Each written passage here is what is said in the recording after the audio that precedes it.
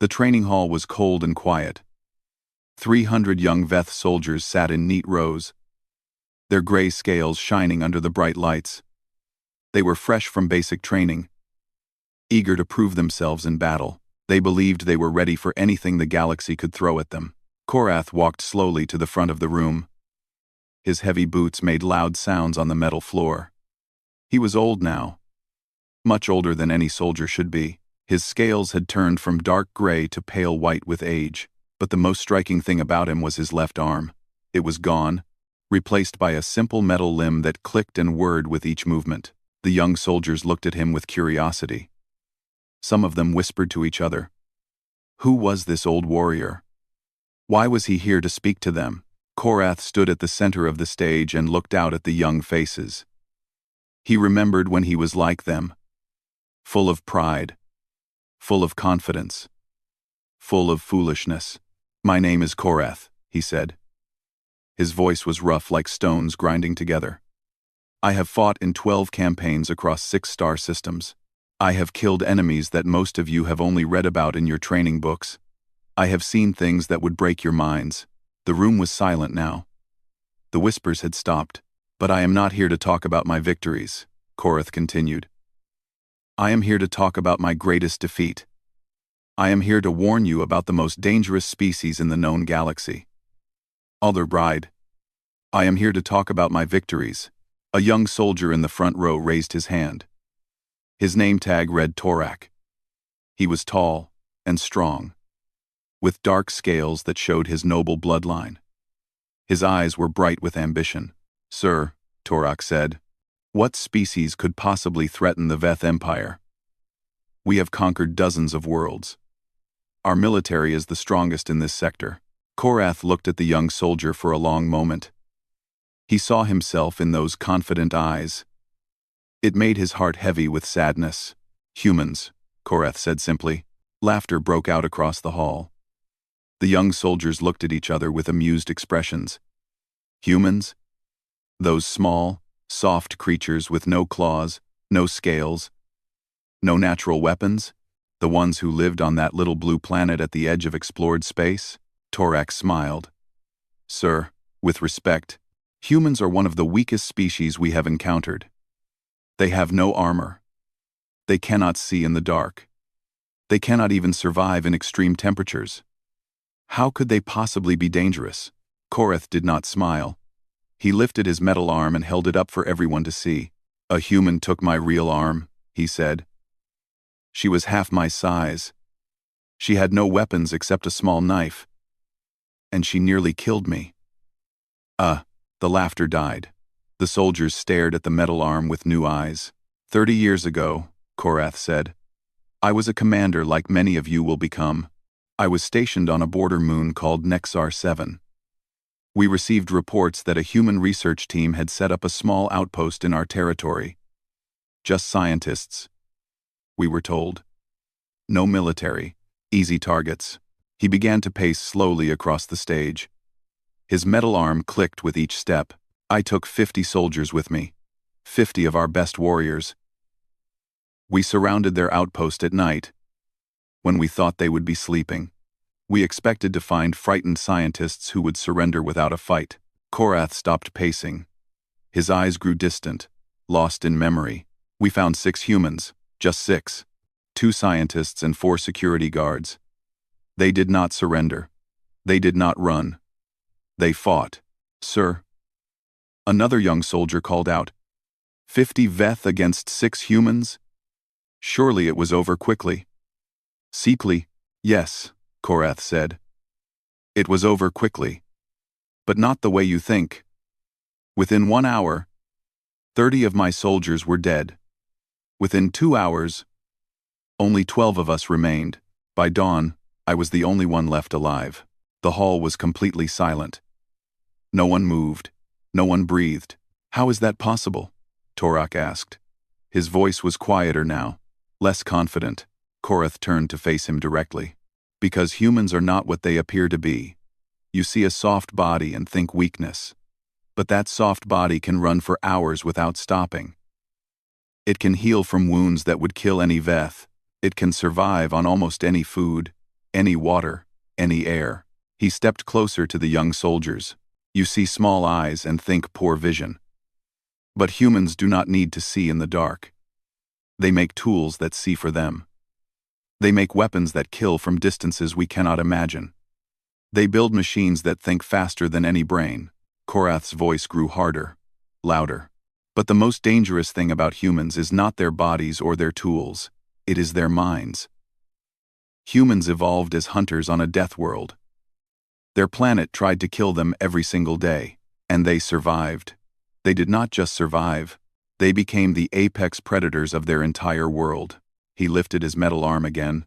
The human who took my arm was a scientist. A researcher. She studied plants. She had never been in combat before that night. But when we attacked, something changed in her. Something ancient woke up inside her. She stopped being a scientist and became a hunter. Korath walked back to the center of the stage. She did not fight like we fight. She did not stand and face me in honorable combat. She hid in the shadows. She set traps. She waited for the perfect moment, and when she struck without mercy. He looked out at the young faces. Many of them looked scared now. Good. Fear might keep them alive. I am not telling you this to frighten you, Korath said. I am telling you this to save your lives. If you ever encounter humans, do not provoke them. Do not threaten what they love. Do not corner them. Because when you push a human too far, they stop thinking like civilized beings. They become what they truly are. Apex hunters. And apex hunters do not stop until their prey is dead. Torak stood up. His face was hard with pride. Sir, I have heard the stories about humans. I think they are exaggerated. One bad experience does not make an entire species dangerous. Perhaps you simply had bad luck that night. Korath looked at the young commander for a long moment. He had seen that pride before. He had worn it himself. Perhaps you are right, Korath said quietly. Perhaps I'm just an old soldier telling old stories. But remember my words. Young Torak. Remember them when you meet your first human. Remember them when you see what happens to those who ignore the warning. He turned and walked toward the exit. His metal arm clicked and whirred in the silence. Do not provoke their wrath, Korath said without looking back. You will not survive it. The door closed behind him, leaving 300 young soldiers sitting in uncomfortable silence. Most of them would remember his words. Most of them would be careful. But Torak sat with his arms crossed and his jaw tight. He did not believe the old soldiers' stories. Humans were weak. Everyone knew that. He would prove it someday. He would show the entire empire that there was nothing to fear from those soft, fragile creatures. He had no idea how wrong he was. 5 years passed since Korath's warning. Torak had risen through the military ranks quickly. His noble blood and natural talent made him a favorite among the high commanders. Now he led his own patrol squad on the border moons. 20 soldiers followed his orders without question. Torak had never forgotten the old soldiers' words about humans, but he had also never believed them. In 5 years of service, he had never seen a human. They were rare in this sector of space. Most of them stayed close to their home systems, building their colonies and minding their own business. Until today, the report came through on Torak's personal display. A small human outpost had been detected on Nexar 1-2, a jungle moon at the edge of Veth territory. The outpost was not supposed to be there. The moon belonged to the Empire. Commander, his second officer said, should we report this to High Command and wait for orders? Torak looked at the data on his screen. The outpost was small. Very small. Heat signatures showed only 2 humans inside. 2 humans on a moon that belonged to the Veth Empire. This was an insult. This was a challenge. And this was his chance to prove that the old stories were nothing but lies. No, Torak said. We will handle this ourselves. Prepare the squad for ground deployment. His second officer hesitated. Sir, the protocols say we should report unknown contacts before engaging. The protocols are for regular soldiers. Torak said. I am a noble of the Empire. I do not need permission to remove trespassers from our territory. The squad landed their transport ship 2 kilometers from the human outpost. The jungle was thick and dark, filled with strange sounds and heavy moisture. Torak did not like this environment. Veth preferred open spaces where they could see their enemies coming, but it did not matter. There were only 2 humans. 20 Veth warriors could handle 2 soft creatures without any trouble. They moved through the jungle in standard formation. Torak walked at the center, protected by his soldiers on all sides. His scales were clean and polished. His weapon was new and expensive. He had never actually used it in real combat, but that would change today. The outpost came into view through the trees. It was even smaller than Torak had expected. Just a few metal buildings surrounded by a simple fence. Lights glowed in the windows. Smoke rose from a small chimney. It looked peaceful. It looked harmless.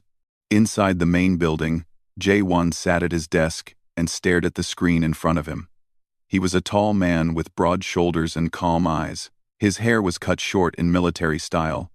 Though he had left the military 3 years ago, old habits were hard to break. "We have visitors," he said quietly. Hana looked up from her workstation. She was smaller than J1, with quick hands and sharper eyes. Her hair was tied back in a practical ponytail. She had been a combat medic before she became a researcher.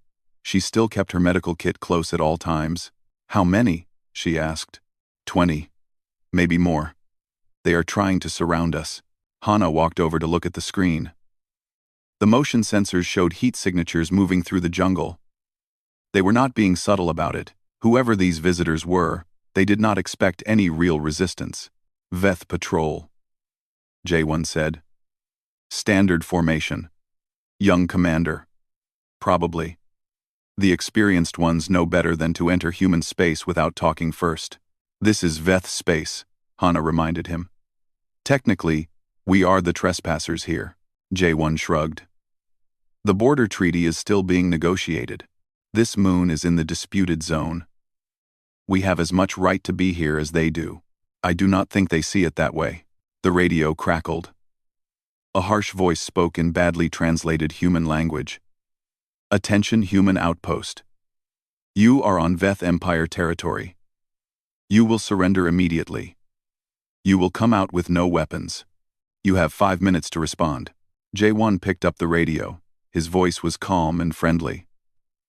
"Hello there. This is Research Station Echo 7. We are a scientific team studying the local plant life. We mean no harm to anyone. Perhaps we can discuss this situation peacefully?" There was silence for a moment. Then the voice returned. Colder now. "You have 4 minutes." Hana was already moving. She opened a storage locker and pulled out 2 backpacks. They were heavy, but well organized.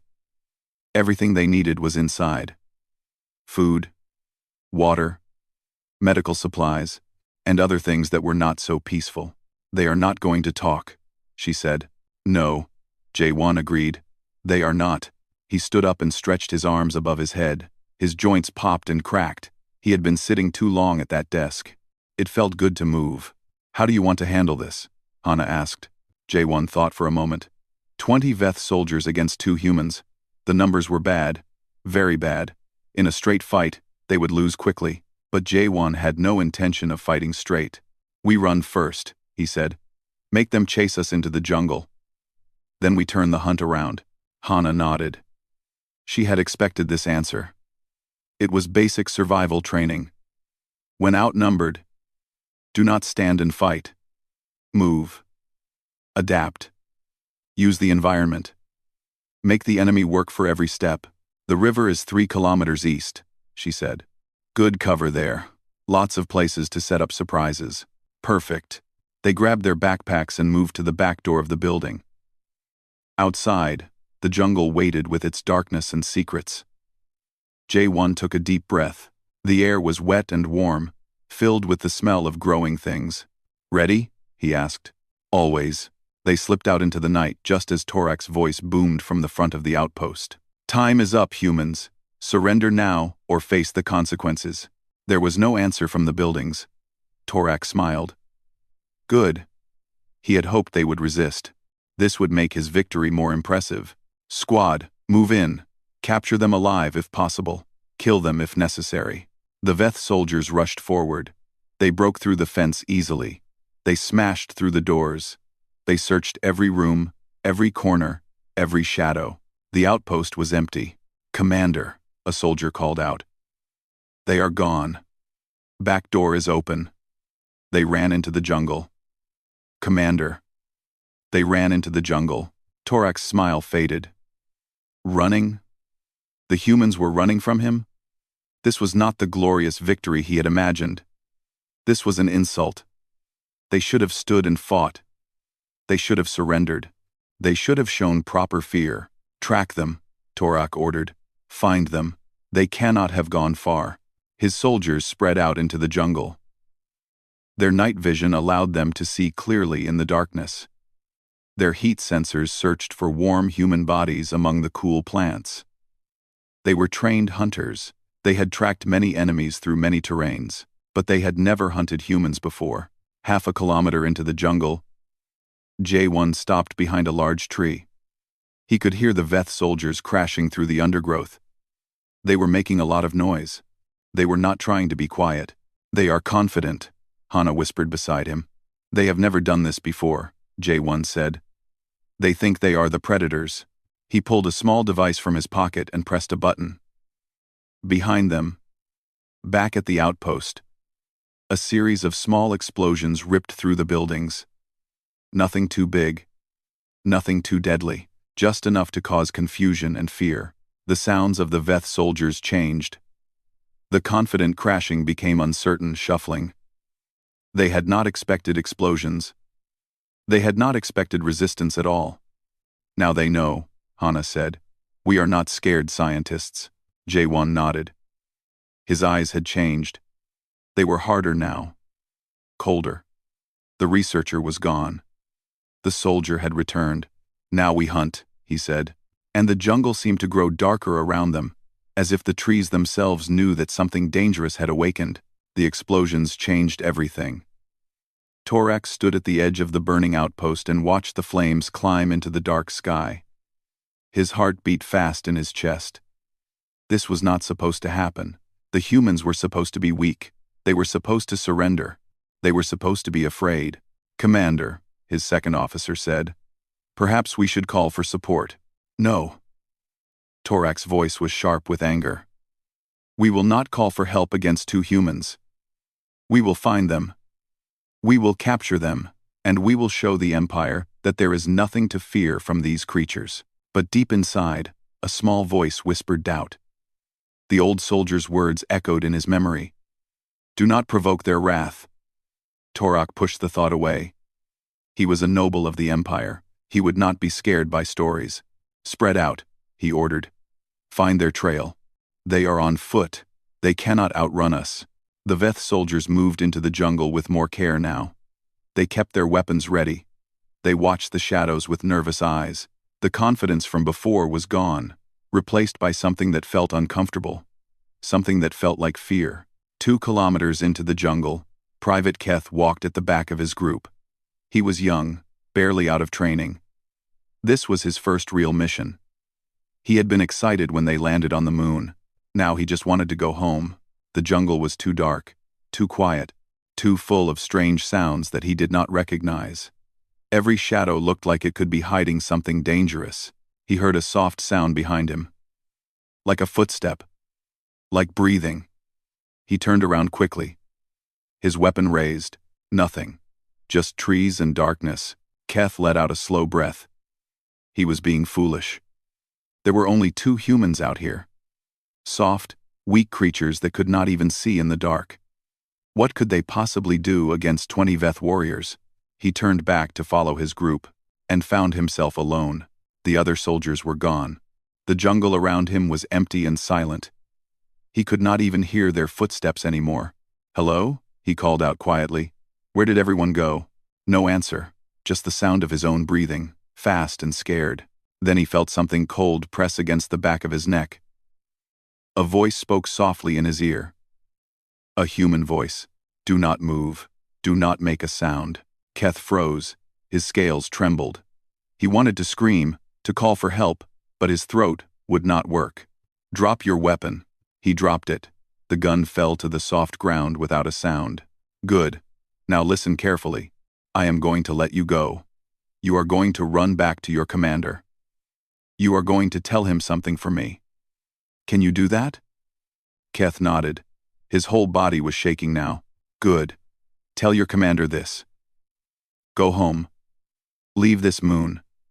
We do not want to kill you, but we will if you force us. This is your only warning." The cold pressure on his neck disappeared. Keth stood frozen for a long moment. Then he ran.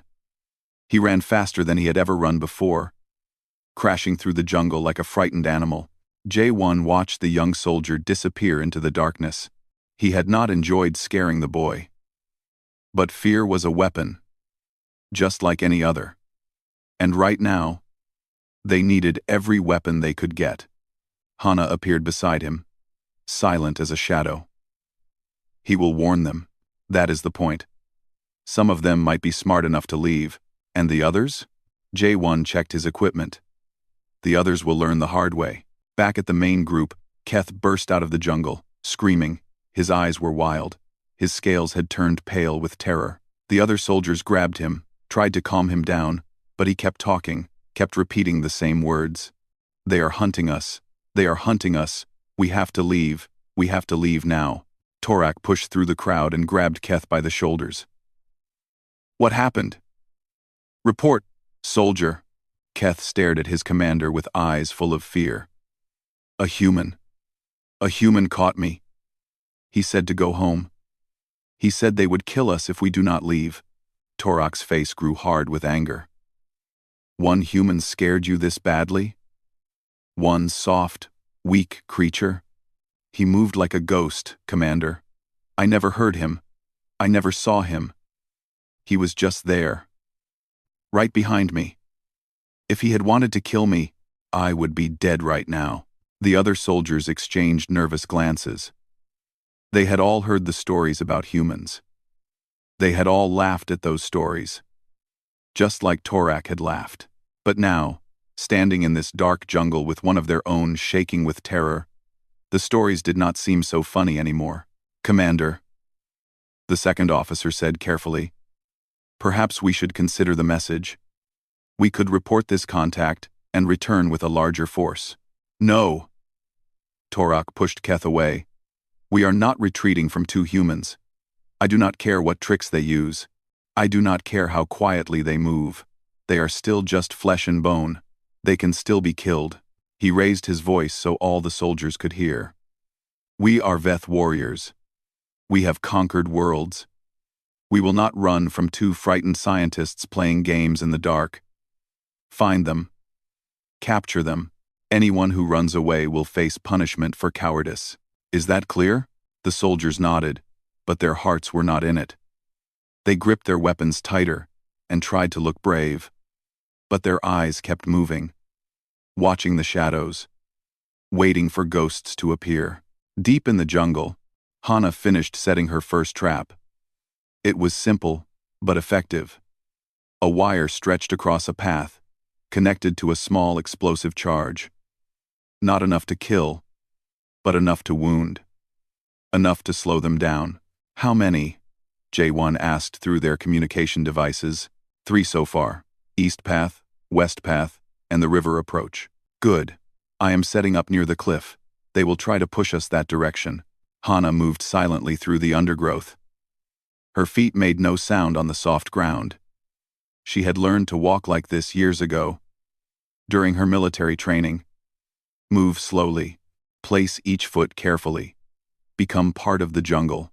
The Veth thought they were the hunters. They had numbers. They had weapons.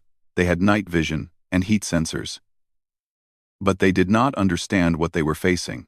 Humans had been hunters for millions of years. Long before they built cities.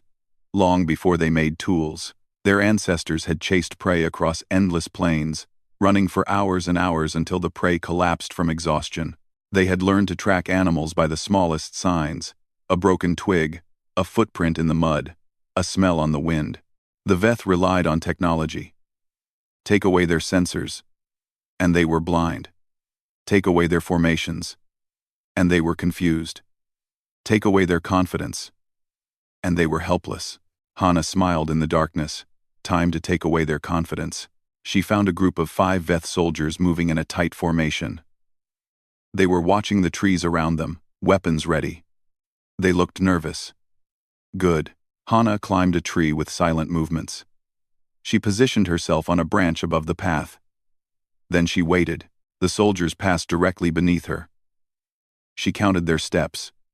1, 2, 3, 4, 5, 6. On 6, she dropped a small object into the center of their group. It looked like a rock, but when it hit the ground, it released a cloud of thick white smoke. The soldiers panicked. They could not see. They could not breathe. They fired their weapons blindly in all directions, hitting nothing but trees and air. Hana dropped from the tree and moved through the smoke like a ghost. She was wearing a small mask that protected her from the worst of it. The Veth were not so prepared. When the smoke cleared, 3 soldiers were unconscious on the ground. Their weapons were gone. Their communication devices were destroyed. The other 2 had run away, screaming. Hana disappeared back into the jungle before anyone could follow. Torak heard the screaming. He heard the weapons fire. He ran toward the sound with his remaining soldiers. But when he arrived, he found only unconscious bodies and the smell of smoke. What happened? He demanded. No one knew. No one had seen anything. One moment the soldiers were there, the next moment, chaos. Torak looked around at his remaining forces. 20 soldiers had started this hunt. Now he had 14, and they had not even seen the humans yet. For the first time, a cold feeling settled in his stomach. Not fear, he told himself. Just caution. Just wisdom. But it felt a lot like fear. The night grew longer, the jungle grew darker, and the hunt continued. Torak had divided his remaining soldiers into 3 groups. It was a mistake, but he did not realize it yet. He thought smaller groups could cover more ground, find the humans faster, end this nightmare sooner. He was wrong. The first group walked into Hana's trap near the river. The wire caught the lead soldier's foot. The explosion was small, but in the silent jungle, it sounded like thunder. 2 soldiers went down with injuries to their legs. The others grabbed them and ran back toward the main group, leaving blood trails on the dark ground. The second group got lost. The jungle all looked the same in the darkness. Their navigation equipment stopped working. The humans had done something to it. Somehow, they wandered in circles for an hour before they finally found their way back. By then, 3 of them were missing. They had simply disappeared, one by one, without a sound. Torak kept his group together. He walked at the center, surrounded by his most loyal soldiers. His weapon was in his hands, ready to fire at anything that moved. But nothing moved. The jungle was still and quiet, watching them with invisible eyes. "Commander," his second officer whispered. "We have lost 8 soldiers. We should call for support." "No, Commander, please. These humans are not normal. They fight like nothing we have ever seen." "I said no." Torak's voice was too loud in the quiet jungle. Birds scattered from nearby trees. "We will not call for help. We will not admit that 2 humans defeated a Veth patrol. Do you understand what that would do to my career? To my family's honor?" The second officer looked at his commander with sad eyes. He understood now. This was not about the mission. This was about pride. Torak would rather die than admit he was wrong about humans. "Yes, Commander," the second officer said quietly. "I understand." Far above them, sitting in a tree like a patient spider, J1 listened to their conversation through a small device he had attached to one of the unconscious soldiers earlier. He had heard everything. The fear, the pride, the stubbornness. He almost felt sorry for the young commander. Almost. J1 had been a soldier once. He had served in the human military for 15 years. He had fought in 3 different conflicts on 3 different worlds. He had killed enemies and watched friends die. He knew what war looked like. He knew what fear looked like. And he knew that this young Veth commander was going to get his soldiers killed because he could not admit he was wrong. J1 dropped silently from the tree and moved through the jungle toward Hana's position. They needed to talk. They needed to decide how this would end. He found her near the river, cleaning her equipment. Her face was calm, focused. She had always been good at staying calm in dangerous situations. It was why she had been such a good medic. Blood and screaming did not bother her. Death did not bother her. She just did what needed to be done. "How many left?" she asked without looking up. 12, maybe. Hard to tell. "The commander? Still alive. Still stubborn. He is more scared of losing his honor than losing his life." Hana finally looked up. Her eyes were hard. "Then he will lose both." J1 sat down beside her. The river made soft sounds nearby, peaceful sounds that did not match the violence of the night. He was tired. Not physically tired, but soul tired. He had not wanted this fight. He had not wanted to hurt anyone, but the Veth had made their choice. They had attacked first. They had refused to listen. They had turned a peaceful situation into a war. "We could let them go," J1 said. "We have made our point. They know we are dangerous now." Hana shook her head. "If we let them go, they will come back with more soldiers. Or they will tell others that humans are easy targets who run away. More patrols will come. More outposts will be attacked. More people will die." She was right. J1 knew she was right. But it did not make him feel any better. "The young one," he said. "The one I let go. He was just a boy. He was a soldier who invaded our home. I know, but he was still just a boy." Hana put her hand on J1's arm. Her touch was gentle, a sharp contrast to the violence they had committed that night. "We did not start this," she said. "We tried to talk. We gave them warnings.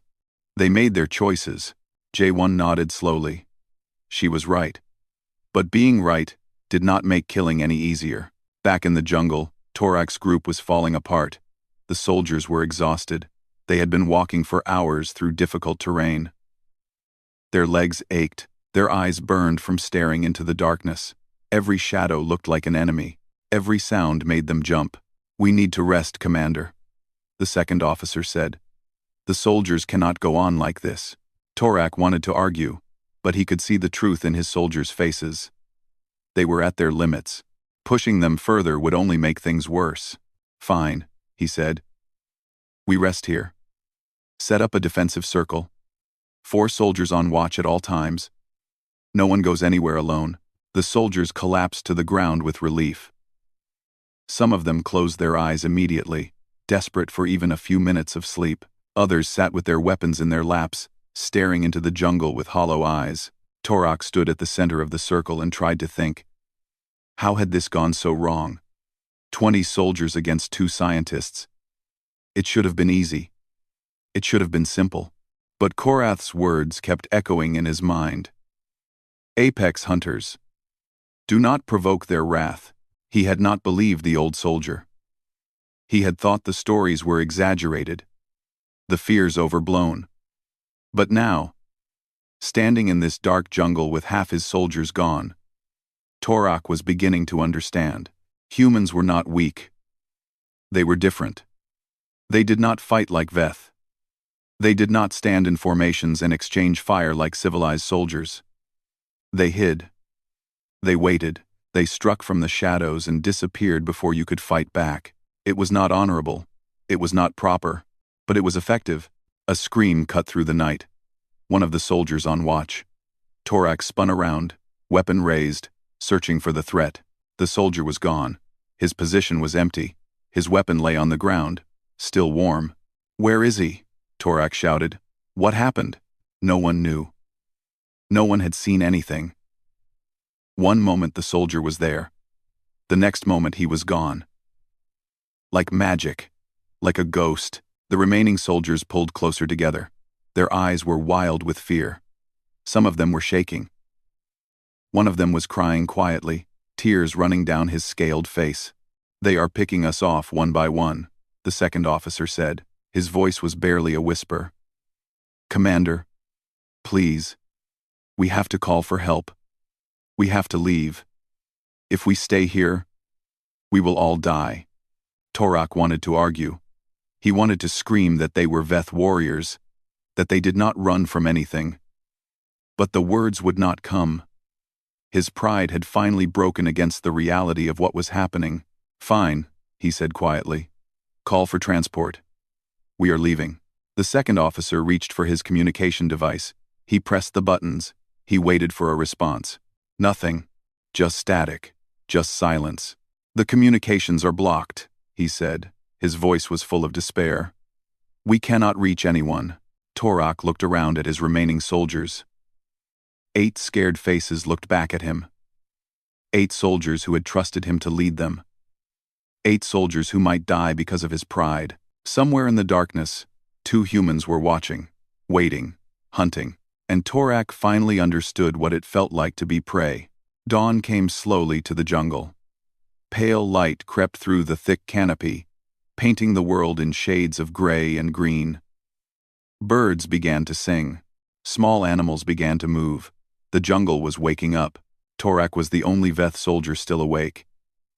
He sat alone in the center of a small clearing, his weapon across his lap, his eyes empty and lost. Around him lay the unconscious bodies of his remaining soldiers. They had been taken down one by one throughout the long night. Not killed, just disabled. Drugged, maybe, or knocked unconscious with precise strikes to vulnerable points. Torak had watched it happen. He had tried to fight. He had fired his weapon into the darkness, screaming with rage and fear. But his shots hit nothing. The humans moved like shadows, appearing and disappearing before he could track them. Now it was morning, and he was alone. The last one standing. The commander who had led 20 soldiers into the jungle and lost every single one. He heard footsteps approaching. Soft footsteps. Human footsteps. J1 walked out of the jungle and stood in front of Torak. His face was calm, almost peaceful. He did not look like a monster. He did not look like a predator. He looked like a tired man who had been awake all night. Behind him, Hana appeared. She was carrying a medical kit. She walked among the unconscious soldiers, checking their conditions, making sure none of them were seriously hurt. Your soldiers will be fine, J1 said. They are just sleeping. They will wake up in a few hours with headaches, but no permanent damage. Torak stared at the human. He wanted to raise his weapon. He wanted to fire. But his arms would not move. All the fight had drained out of him during the long night. Why? He asked.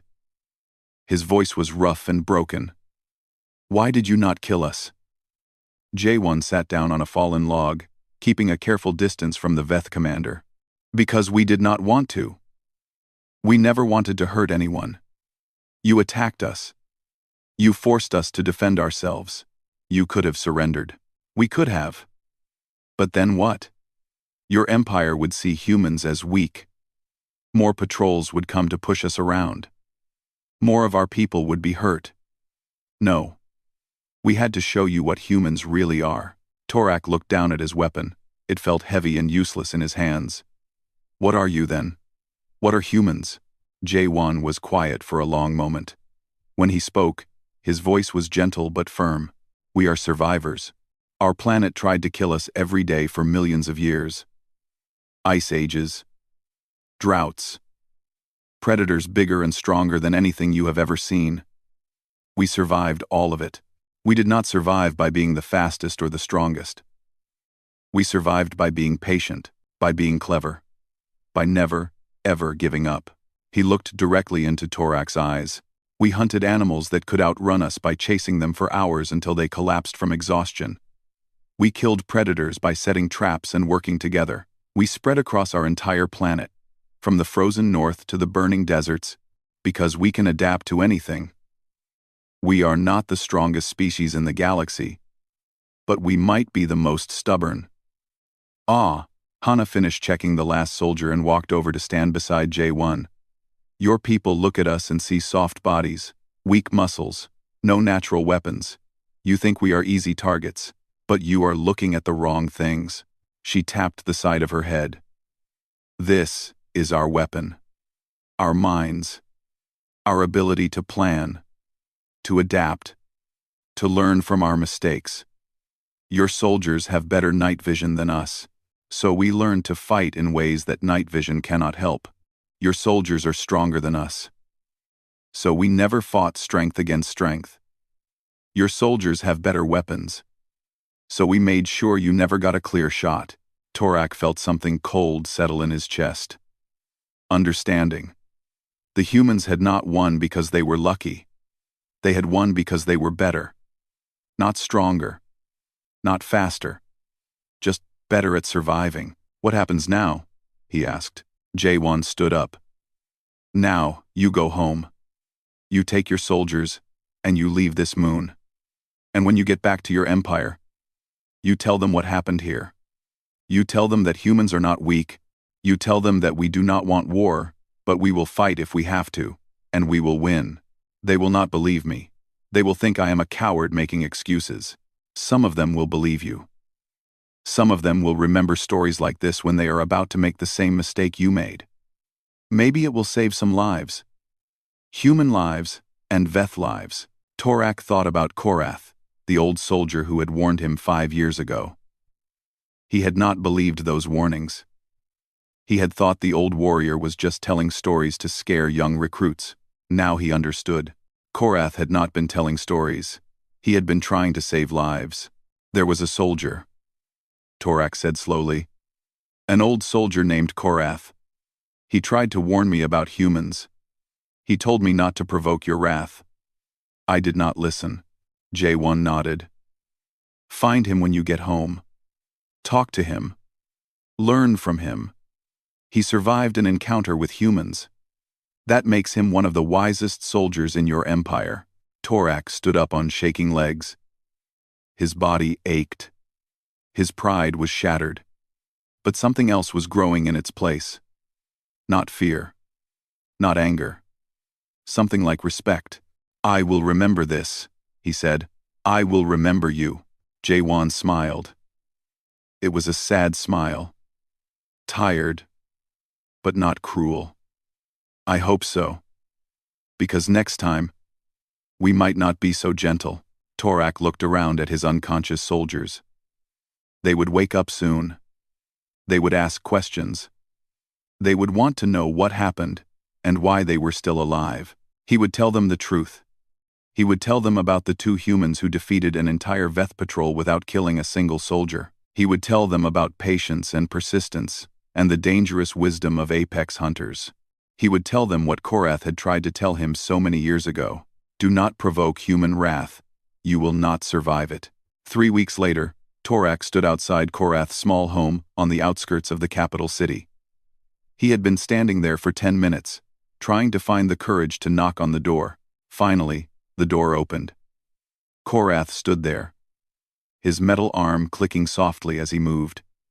His old eyes looked at Torak with something like recognition. You are the young commander from the academy, Korath said. The one who did not believe my stories. Yes. Korath looked at Torak more closely. He saw the empty eyes, the broken pride, the weight of hard lessons learned. You met them, Korath said. It was not a question. Yes. How many soldiers did you lose? Torak was quiet for a long moment. When he spoke, his voice was heavy with shame. None. They did not kill anyone. They could have. They had every chance. But they let us live. Korath's eyes widened. For a moment, he looked almost surprised. Then he nodded slowly, as if something made sense that had not made sense before. The woman who took my arm, he said quietly. She could have killed me too. She had her knife at my throat. I was helpless. But she let me live. She told me to run. To tell my people what happened. He stepped aside and gestured for Torak to enter his home. Come inside, young commander. We have much to talk about. It seems humans have been teaching us the same lesson for a long time. I wonder how many Veth soldiers it will take before we finally learn. Torak walked into the small home, the door closed behind him. Outside, the sun was setting on the Veth capital. Millions of soldiers and citizens went about their lives, unaware of the dangerous truth that Torok had learned in a dark jungle on a distant moon. Humans were not weak. They had never been weak. They were just patient. They were waiting for the galaxy to understand what they really were: apex hunters, survivors, the most persistent species the universe had ever produced. And somewhere in the vastness of space, on a small jungle moon, Jaewon and Hana returned to their research station to continue studying plants. They fixed the damaged buildings. They replaced the broken equipment. They went back to their quiet, peaceful lives. But they kept their backpacks ready. Just in case, because humans always prepared for the hunt, even when they hoped it would never come.